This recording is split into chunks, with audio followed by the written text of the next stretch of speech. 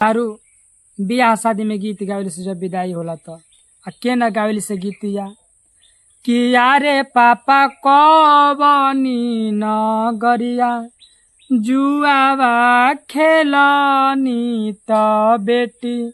आपन हारी गईनी है कि यारे बेटी अवधन गरिया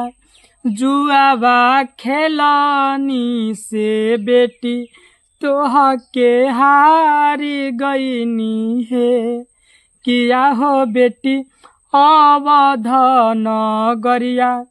जुआवा खेलनी से बेटी तोह के हारी गईनी है। और प्रश्न कर ले बेटी कि यारे पापा गईया बछरुआ काहे ना हरनी से बेटी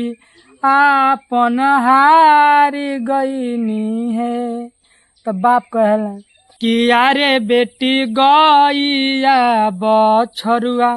घर के लक्ष्मी से तू बेटी पहुनवा रहलू है किया हो बेटी गईया बछरुआ घर के लक्ष्मी से तू बेटी पहुनवा रहलू है कि यारे पापा